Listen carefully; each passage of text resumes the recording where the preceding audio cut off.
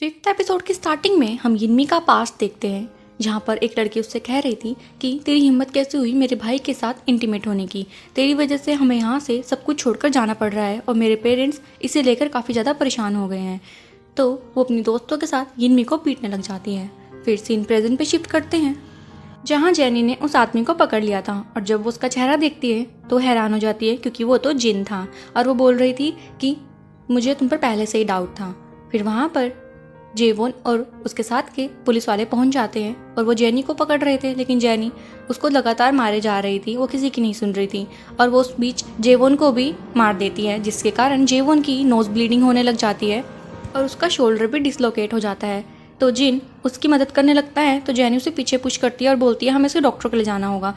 तो जिन उसे बताता है कि मैं डॉक्टर ही हूँ और वो जेवोन को सही भी कर देता है। फिर बाद में जिन जेवोन से कहता है कि इसे कहो मुझसे माफ़ी मांगेगी, इसने मेरे साथ बहुत ही गलत बर्ताव किया है। तो जेनी बोलती है मैं किसी से कोई माफ़ी नहीं मांगूंगी, मुझे कोई प्रूफ भी नहीं मिला है कि तुम डॉक्टर हो। लेकिन फिर जेवोन उसे प्रूफ दिखा देता है और फिर जेनी को उससे माफ़ी मांगनी पड़ती है। फिर जब घर जा रहे थे तो जेनी को बुरा लगता है कि उसकी वजह से जेवोन को चोट लग गई और वो जेवोन को उसके घर तक छोड़ देती है।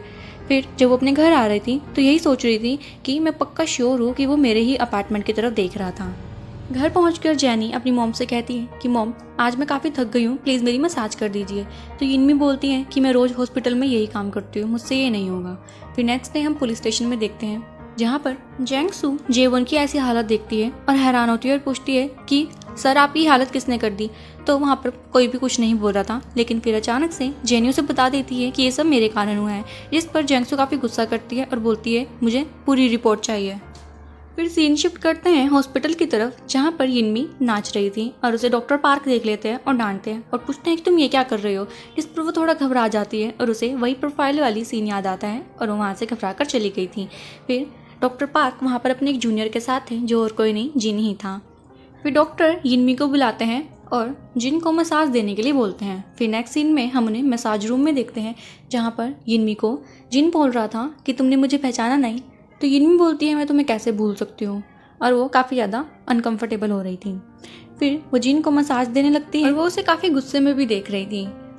फिर वो उस मशीन का फ्लेम काफ़ी हाई कर देती है, जिसके कारण जिन की बॉडी जलने लगी थी और उसे काफ़ी पेन हो रहा था। फिर वो एकदम से उसकी फ्लेम को लो कर देती है। फिर सीन घर की तरफ शिफ्ट करते हैं, जहाँ यिनमी जिन को लेकर परेशान थी कि वो इतने टाइम बाद वापस क्यों आया है, और जेनी भी जिन के बारे में ही सोच रही थी कि वो हमारे घर की तरफ देख क्यों रहा था। फिर रात को जब यिनमी सोने वाली थी तो उसे अपनी पास्ट का एक सीन याद आता है, जहाँ पर वो काफ़ी रो रही थी और वहाँ पर जिन आया था और उससे माफ़ी मांग रहा था अपनी बहन की हरकत पर और बोल रहा था कि उसे ऐसे नहीं करना चाहिए था। फिर वो उसको एक रूम में ले जाता है, जहाँ वो उसके दवाई लगा रहा था और बोल रहा था कि मेरा स्कूल चेंज हो गया है, लेकिन तुम टेंशन मत लो, मैं बस से आ जाया करूँगा तुमसे मिलने के लिए। तो यिनमी काफ़ी निराश हो जाती है और बोलती है तुम भी मुझे औरों की तरह समझते हो ना कि मैं तुम्हें धोखा दे दूँगी, या फिर मैंने तुम जैसे सीधे साधे लड़के को अपने फ़ायदे के लिए फंसा लिया है। और वो काफ़ी ज़्यादा रोने लग गई थी। तो जीनू से बोलता है कि नहीं ऐसा बिल्कुल भी नहीं है, मैं तुम्हें सच में प्यार करता हूँ और मैं तुम्हें जानता हूँ, तुम काफ़ी अच्छी हो और मैं तुम्हारा साथ कभी नहीं छोड़ूंगा। फिर वो यिनमी का हाथ पकड़ लेता है और वो दोनों किस करते हैं। फिर सीन प्रेजेंट पे शिफ्ट करते हैं, जहाँ हम देखते हैं कि यिनमी अपने काम से वापस घर आ रही थी और वहाँ पर जिन उसका वेट कर रहा था। फिर वो जिन के साथ रेस्टोरेंट में जाती है, जहाँ जिन उसे बोल रहा था कि मैंने तुम्हें काफ़ी टाइम बाद देखा, तुम तो पूरी तरह से बदल चुकी हो और हमें काफ़ी टाइम हो गया मिले को। तो यिनमी काफ़ी गुस्से में होती है और काफ़ी रूड रिप्लाई कर रही थी कि अगर तुम चाहते हैं तो पहले भी ढूंढ सकते थे, हमें इतना मुश्किल नहीं था मुझे ढूंढना। तो जिन बोलता है हाँ मुझे पता लगा था कि तुम काफ़ी अच्छी जॉब पर लग गई हो और तुमने शादी भी कर ली है। फिर वो अपने बारे में बताता है कि मैंने सिर्फ पढ़ाई करी और ऐसे करते करते मैं डॉक्टर भी बन गया और 30 साल कब निकल गए मुझे पता ही नहीं लगा। तो जेनी गुस्से में बोलती है कि तुम जानते भी हो मैंने कितना स्ट्रगल किया है, मेरी एक बेटी है 30 साल की। तो वो बोलता है वाह अच्छी बात है, वो तुम बिल्कुल तुम्हारी तरह सुंदर होगी। तो जेनी बोलती है कि नहीं वो तुम्हारी तरह दिखती है। तो वो बोलता है मेरी तरह? वो बोलती है हाँ वो तुम्हारी बेटी है। तो ये सुनकर जिनकी एकदम से तबीयत खराब होने लगती है, वो एकदम से काफ़ी ज़्यादा शौक में आ गया था कि मैंने क्या सुन लिया। फिर हम जेनी को देखते हैं, जो यिनमी का ही वेट कर रही थी, क्योंकि उसे डर था कहीं वो स्टॉक और उसके मॉम का पीछा ना कर रहा हो। फिर वहाँ पर यिनमी पहुँच जाती है और जेनी से कहती है तुम्हें मेरा वेट नहीं करना चाहिए था, यहाँ पर तो सब सेफ है। लेकिन फिर जेनी कुछ नहीं बोलती। फिर वो घर पहुँचते हैं तो जेनी जिनसू से कहती है कि जितना टाइम मैं मॉम के साथ नहीं रहती उतना टाइम तुम्हें उन पर नज़र रखनी है और ये चेक करना है कि कोई उनका पीछा तो नहीं कर रहा है या फिर उन्हें किसी चीज़ से तक खतरा तो नहीं है। तो जिनसू बोलता है अगर मैं ये काम करूँगा तो अपना काम कब करूँगा। तो जेनी बोलती है कि तुम यहाँ पर रह रहे हो ना, फ्री का खा रहे हो, तुम इतना नहीं कर सकते, जिस पर जिनसू मान जाता है। फिर नेक्स्ट डे हम यिनमी को देखते हैं जो काम खत्म करके घर जा रही थी और उसे फिर से वहाँ पर जिन मिल जाता है। तो जिनसू भी उन्हें देख लेता है और सोचता है कि आंटी तो किसी को डेट कर रही है और वो उसे इग्नोर करके वहाँ से चला गया था। फिर हम उन दोनों को रेस्टोरेंट में देखते हैं जहाँ जिन यिनमी को बताता है कि मैंने तुम्हें एक बार ढूंढने की कोशिश करी थी और मैं घर से भाग कर आ गया था, लेकिन मेरे पापा ने मुझे बस स्टैंड पर ही पकड़ लिया और बहुत मारा। फिर मैंने सिर्फ अपनी पढ़ाई पे ध्यान दिया और 30 साल निकल गए ऐसे करते करते। और मैं तो यहाँ पर अपने सीनियर से मिलने के लिए आया था, लेकिन फिर पुलिस स्टेशन में मैंने तुम्हें देखा और मैंने तुम्हें पहले ही नज़र में पहचान लिया था। और यही रीज़न था कि जिन उसका पीछा कर रहा था और उसके घर की तरफ भी देख रहा था। फिर वहाँ पर यिनमी की फ्रेंड मीजक आती है और यिनमी से बोलती है कि यही है ना वो इंसान जिसे मैं ढूंढकर मारने की बात कर रही थी। तो यिनमी कुछ नहीं बोलती, लेकिन वो उसे पहचान लेती है। फिर हम देखते हैं कि वॉशरूम में जाकर वो जिन को काफ़ी ज़्यादा पीटती है। फिर यिनमी जिन के पास आती है, उसे बुरा भी लग रहा था, लेकिन फिर भी जिन को बोलती है कि अब मुझसे मिलने की कोशिश मत करना, अब हम काफ़ी बदल चुके हैं और मैं पहले वाली यिनमी नहीं रही। फिर वो ये कहकर वहाँ से चली गई थी। फिर हम गाड़ी में मीजंग और यिनमी को देखते हैं जहाँ मीजंग यिनमी से कह रही थी कि तुम्हें गुस्सा आ रहा है क्या। तो यिनमी बोलती है नहीं, बिल्कुल भी नहीं, तुमने जो किया वो सही किया।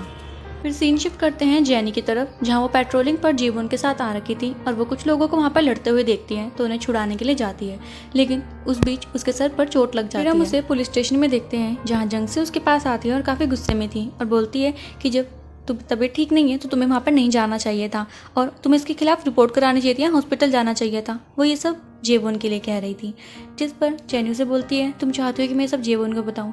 तो मैक्सू बोलती है हाँ, उसे सब कुछ पता होना चाहिए। फिर सीन शिफ्ट करते हैं घर की तरफ जहाँ पर जेनी घर आती है और देखती है कि जंगसी तो वहीं पर सो रहा है और उसे गुस्सा करके बोलती है कि तुम्हें तो मैंने कुछ काम दिया था ना। तो उसे बताता है कि तुम्हारी मॉम तो किसी को डेट कर रही है, इसलिए मैं वहाँ से चला गया। फिर हम जिन को देखते हैं जो क्लिनिक के बाहर ही खड़ा था और वो यिनमी का इंतजार कर रहा था। तो यिनमी भी ये नोटिस कर लेती है कि जिन तो उसी का पीछा कर रहा है। फिर जब वो घर में बैठकर जिन के बारे में सोच रही थी तो जेनी उन्हें बोलती है कि मॉम दिक्कत क्या है, आप उसे डेट करना चाहती है तो कर लीजिए ना, क्या वो मैरिड है या उस पर किसी का कर्जा है। तो यिनमी बोलती है नहीं ऐसा तो कुछ नहीं है, लेकिन जब भी मैं उससे मिलती हूँ मुझे काफ़ी ज़्यादा गुस्सा आ जाता है। तो जेनी उसे बोलती है कि आप उससे मिलोगी, अच्छे से बात करोगी, तब सब कुछ सॉर्ट आउट हो जाएगा, आप उसे मिलकर उसे चांस तो दो। फिर यिनमी बोलती है मैं काफ़ी ज़्यादा कन्फ्यूज्ड हूँ। फिर हम जेनी को जेवोन के घर के बाहर देखते हैं जहाँ वो सेम ट्यून में उसे वही बातें बोल रही थी जो कि उसे जंगसी ने कही थी।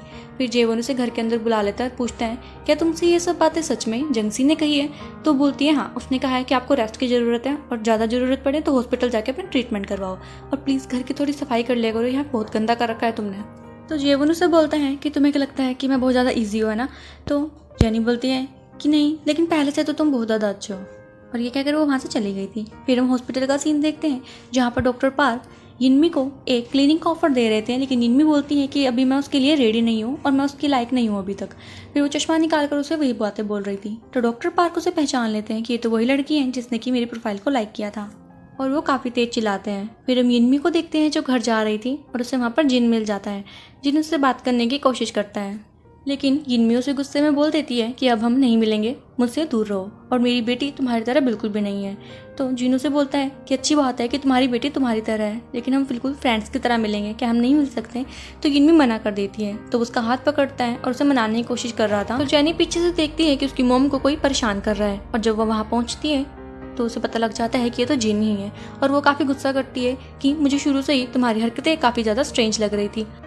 तो यिनमी उसे समझाने लगती है कि जेनी ऐसा कुछ नहीं है, मेरी बात सुनो। तो जेनी बोलती है नहीं मॉम, ये आपको काफ़ी टाइम से फॉलो कर रहा है, मैंने नोटिस किया था और घर को भी यही घूर रहा था।